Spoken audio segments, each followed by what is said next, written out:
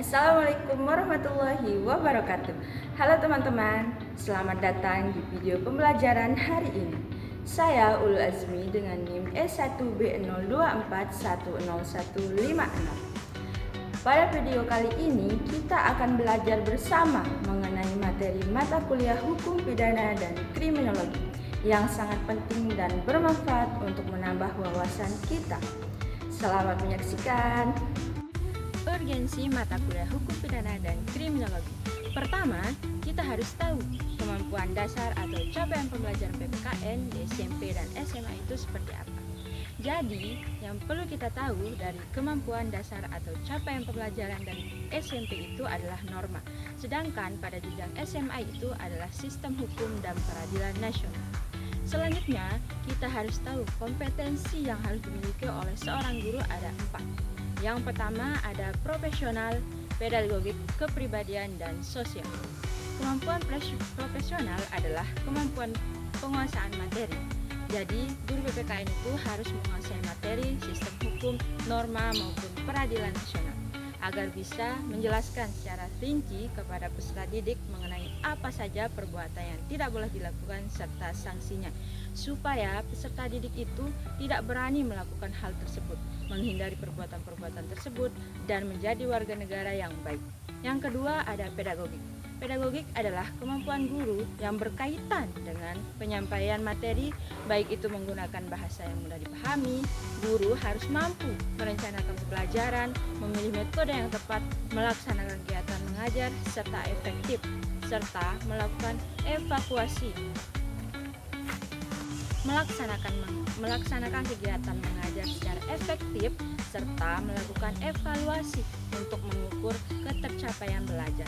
Yang ketiga, kepribadian. Guru harus memiliki karakter yang baik agar dapat menjadi teladan bagi siswa. Hal ini mencakup sikap jujur, disiplin, bertanggung jawab, sabar, berwibawa, serta mampu mengontrol emosi. Kepribadian yang kuat akan membangun kepercayaan dan rasa hormat dari siswa. Yang keempat, sosial. Kemampuan ini berhubungan dengan kemampuan guru menjalin hubungan yang baik dengan siswa, orang tua, rekan pendidik, dan masyarakat. Guru harus komunikatif, efektif, mampu bekerja sama, dan mudah beradaptasi dalam berbagai situasi sosial di lingkungan sekolah. Selanjutnya, konsep hukum pidana dan kriminologi. Yang pertama ada tujuannya. Tujuannya yaitu memberikan keadilan agar pelaku dan korban mendapatkan haknya secara seimbang. Selanjutnya memberikan kepastian hukum, yaitu menjamin bahwa semua orang diperlakukan sama di depan hukum. Lalu memberikan kemanfaatan, yaitu hukum pidana harus berguna untuk masyarakat dengan mencegah kejahatan dan melindungi keamanan bersama. Selanjutnya yaitu fungsi hukum, yaitu memberikan social control, yaitu mengatur perilaku masyarakat agar sesuai dengan norma, nilai, dan ketertiban yang berlaku, sehingga tercipta kehidupan yang aman, tertib, dan adil. Selanjutnya memberikan social engineering, yaitu mengubah perilaku dan tatanan sosial masyarakat ke arah yang lebih baik dan maju. Selanjutnya yaitu jenis-jenis hukum pidana. Yang pertama yaitu berdasarkan bentuknya, dibagi menjadi dua, ada yang tertulis dan tidak tertulis. Yang tertulis adalah hukum yang dibuat secara resmi oleh lembaga berwenang dan dituangkan dalam bentuk peraturan atau naskah tertulis. Dan untuk yang tidak tertulis adalah aturan hukum yang tidak dituangkan dalam bentuk tulisan resmi, tetapi hidup, tumbuh, dan dipatuhi oleh masyarakat sebagai kebiasaan atau norma sosial. Lalu yang kedua ada yang berdasarkan sumbernya, dibagi menjadi dua, ada umum dan khusus. Untuk yang umum adalah hukum yang berlaku bagi semua orang dan seluruh wilayah negara tanpa membedakan suku, agama, ras, ataupun golongan. Lalu untuk yang khusus adalah hukum yang hanya berlaku bagi kelompok, golongan, atau wilayah tertentu dan tidak berlaku secara resmi atau tidak berlaku secara umum untuk seluruh masyarakat. Lalu yang ketiga ada berdasarkan isi atau substansinya, dibagi menjadi dua, ada yang material dan juga yang formil. Yang material adalah hukum yang mengatur isi dari suatu perbuatan hukum, yaitu apa yang boleh dan tidak boleh dilakukan oleh seseorang serta apa akibat hukumannya. Lalu untuk yang formil adalah hukum yang mengatur tentang tata cara atau prosedur pelaksanaan dari hukum materi tersebut. Dan yang keempat berdasarkan wilayahnya, dibagi menjadi 3. Yang pertama lokal, artinya hukum berlaku hanya di daerah atau wilayah tertentu, bukan di seluruh wilayah negara. Yang kedua nasional, artinya hukum yang berlaku di seluruh wilayah suatu negara tanpa memandang perbedaan wilayah ataupun suku. Dan yang ketiga, internasional, artinya hukum yang berlaku dan mengatur hubungan antar negara satu dengan negara lain di dunia. Selanjutnya yaitu sejarah hukum pidana. Yang pertama, pada masa kerajaan. Sebelum Indonesia mengenal hukum pidana modern seperti sekarang, masyarakat Nusantara sudah memiliki aturan hukum pidana tradisional yang berlaku pada masa kerajaan. Hukum pidana pada masa itu biasanya bersumber dari adat istiadat, agama, dan peraturan raja. Pada masa kerajaan, hukum pidana bersumber dari hukum adat, artinya aturan yang hidup di masyarakat dan diwariskan secara turun-temurun. Lalu yang kedua, atas perintah raja, artinya raja dianggap sebagai pemegang kekuasaan tertinggi. Lalu yang ketiga, ajaran agama, artinya ajaran agama yaitu Hindu, Buddha, dan juga Islam yang mempengaruhi peraturan kerajaan. Selanjutnya yang kedua, pada masa penjajahan. Setelah kerajaan-kerajaan di Nusantara meruntuh, bangsa Eropa terutama Belanda datang dan menjajah Indonesia selama lebih dari 350 tahun. Sistem hukum Indonesia berubah besar, termasuk dalam bidang hukum pidana. Lalu yang ketiga, pada masa VOC. Tidak ada keadilan bagi rakyat pribumi. Semua hukum diarahkan untuk melindungi kepentingan ekonomi VOC. Pertama, pada masa Hindia Belanda, yaitu memperkenalkan Kitab Undang-Undang Hukum Pidana yang berlaku mulai pada tahun 1918. Yang kedua, pada masa Jepang.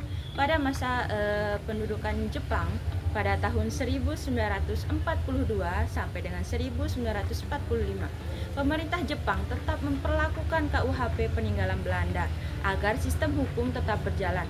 Namun Jepang menambahkan aturan baru, salah satunya daksa atau romusan, yaitu kebijakan kerja paksa yang wajib dilakukan rakyat untuk kepentingan perang Jepang.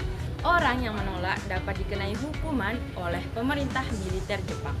Lalu yang ketiga, pada masa kemerdekaan. Setelah Indonesia memproklamasikan kemerdekaannya pada 17 Agustus 1945, bangsa Indonesia mulai membangun hukumnya sendiri. Namun, pada awal kemerdekaan Indonesia belum memiliki hukum pidana yang baru. Untuk sementara waktu menggunakan hukum peninggalan Belanda, termasuk Kitab Undang-Undang Hukum Pidana yaitu KUHP. Berlangsung sampai Indonesia resmi mengesahkan KUHP nasional pada tahun 2022. Ini sebagai tanda bahwa KUHP Belanda berakhir dan digantikan. Selanjutnya yaitu asas-asas hukum pidana. Yang pertama ada asas legalitas. Asas ini menegaskan bahwa suatu perbuatan hanya dapat dipidana jika sudah ada aturan pidana yang mengatur sebelumnya. Artinya, hukum tidak berlaku surut. Ketentuan ini tercantum dalam pasal 1 ayat 1 KUHP yang menyatakan bahwa tidak ada perbuatan yang dapat dipidana tanpa dasar undang-undang yang telah ada. Lalu yang kedua ada asas teritorial atau asas wilayah. Asas ini menyatakan bahwa hukum pidana Indonesia berlaku terhadap siapapun yang melakukan tindak pidana di dalam wilayah Indonesia, termasuk daratan, laut, dan udara. Kewarganegaraan pelaku tidak menjadi pertimbangan. Yang penting perbuatannya dilakukan di wilayah hukum Indonesia. Lalu yang ketiga ada asas universal. Asas ini memberikan kewenangan kepada suatu negara untuk menindak pelaku kejahatan yang dianggap sebagai kejahatan terhadap seluruh umat manusia, seperti genosida atau kejahatan perang. Penerapannya tidak bergantung pada tempat terjadinya kejahatan ataupun kewarganegaraan pelaku dan korban. Meski tidak diatur dalam KUHP, asas ini diakui dalam hukum internasional, misalnya melalui Statuta Roma 1998 tentang Mahkamah Pidana Internasional atau ICC. Lalu yang keempat ada asas nasional pasif. Menurut asas ini, hukum pidana Indonesia dapat diterapkan terhadap orang yang melakukan pidana di luar negeri apabila perbuatannya merugikan kepentingan Indonesia atau warga negaranya. Dalam hukumnya terdapat dalam pasal 4 KUHP yang memperluas jangkauan hukum pidana demi melindungi kepentingan nasional. Lalu yang kelima ada asas nasional aktif. Asas ini menyatakan bahwa hukum pidana Indonesia tetap berlaku bagi warga negara Indonesia yang melakukan tindak pidana di luar negeri. Selama perbuatan tersebut dianggap sebagai kejahatan menurut hukum Indonesia, maka pelakunya dapat dipidana. Ketentuan ini termuat dalam pasal 5 KUHP. Selanjutnya yaitu jenis hukum pidana dalam KUHP. Yang pertama ada delik biasa atau kejahatan dan pelanggaran. Kejahatan merupakan tindak pidana yang bersifat berat karena melanggar kepentingan hukum yang sangat fundamental. Sementara itu, pelanggaran merupakan tindak pidana yang tingkat kesalahannya lebih ringan. Yang kedua, delik khusus. Delik khusus adalah tindak pidana yang pengaturannya berada di luar Kitab Undang-Undang Hukum Pidana atau KUHP karena sifat, objek maupun kepentingannya dianggap memiliki kekhususan tertentu. Yang ketiga ada delik formal dan material, merupakan penggolongan tindak pidana berdasarkan cara perumusannya dalam undang-undang. Dan yang keempat adalah delik tunggal dan delik campuran. Delik tunggal dan delik campuran merupakan penggolongan tindak pidana berdasarkan jumlah perbuatan yang membentuk suatu tindak pidana. Selanjutnya yaitu proses penanganan pidana. Proses penanganan pidana di Indonesia berlangsung melalui beberapa lembaga yang saling berkaitan, mulai dari kepolisian hingga lembaga pemasyarakatan. Setiap lembaga memiliki tugas dan tahapan tertentu untuk memastikan perkara pidana ditangani sesuai dengan hukum. Yang pertama yaitu kepolisian. Kepolisian bertugas melakukan penyelidikan dan penyidikan sebagai tahap awal penanganan pidana. Tahapannya adalah menerima laporan, melakukan penyelidikan dan penyidikan, lalu menetapkan tersangka, mengirim berkas perkara ke jaksa pada tahap pertama, dan menyerahkan tersangka dan barang bukti setelah berkas lengkap pada tahap kedua.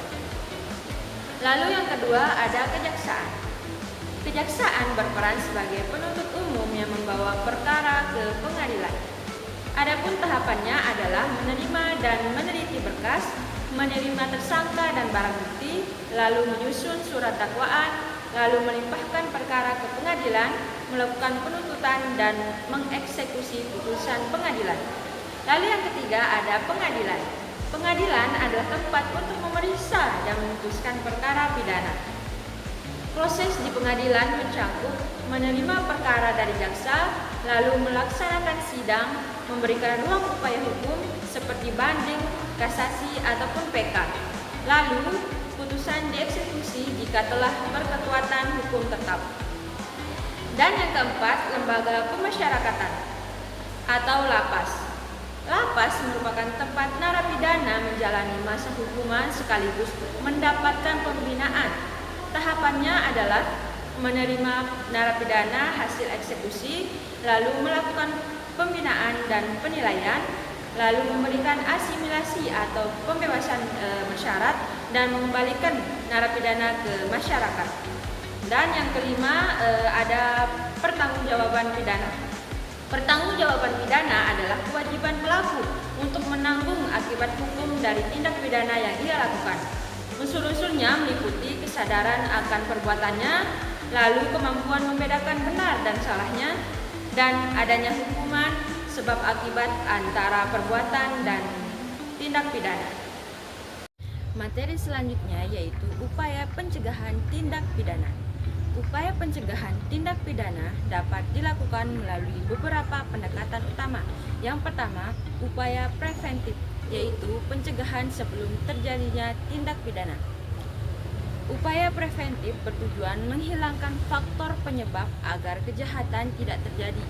Strategi ini dilakukan sebelum seseorang melakukan tindak pidana. Contoh bentuk upaya preventif. Yang pertama, meningkatkan penyuluhan hukum kepada masyarakat, pendidikan moral dan karakter sejak dini. Yang kedua, ada upaya repreventif, yaitu penanggulangan setelah kejahatan terjadi. Upaya preventif dilakukan setelah tindak pidana terjadi dengan tujuan menindak pelaku dan memberi efek jerah.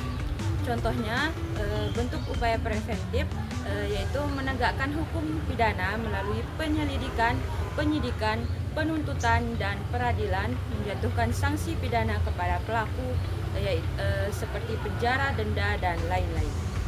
Lalu yang ketiga ada upaya non-penal atau di luar hukum pidana. Upaya non-penal ini dilakukan tanpa menggunakan sanksi pidana, lebih bersifat pembinaan dan pencegahan sosial. Contoh dari upaya non-penal yaitu pendidikan masyarakat tentang bahaya kejahatan dan hukum, pembinaan generasi muda agar tidak terjerumus ke kriminalitas. Selanjutnya yaitu materi tentang pencegahan dan penanganan kasus pidana di era revolusi digital. Dalam era revolusi digital, berbagai kejahatan seperti penipuan lewat WhatsApp dan SMS, penyebaran konten palsu, pencurian data pribadi, serta pelecehan seksual daring semakin meningkat. Tantangan utama dalam pencegahannya adalah rendahnya literasi digital masyarakat, kurangnya pemahaman aparat penegak hukum tentang forensik digital, serta mudahnya bukti digital dihapus. Untuk mengatasinya, perlu peningkatan edukasi literasi digital agar masyarakat lebih waspada. Selain itu, penguatan pelindungan data pribadi oleh pemerintah dan perusahaan juga sangat penting. Aparat penegak hukum harus dilatih dalam teknis forensik digital agar bukti dapat dikumpulkan secara sah dan efektif. Itu saja video pembelajaran yang dapat saya sampaikan. Kurang dan lebihnya mohon dimaafkan. Semoga materi yang sudah saya sampaikan dapat menambah wawasan kita semua. Terima kasih sudah menyimak dari awal hingga akhir. Tetap semangat dan sampai bertemu di video pembelajaran berikutnya. Wassalamualaikum warahmatullahi wabarakatuh.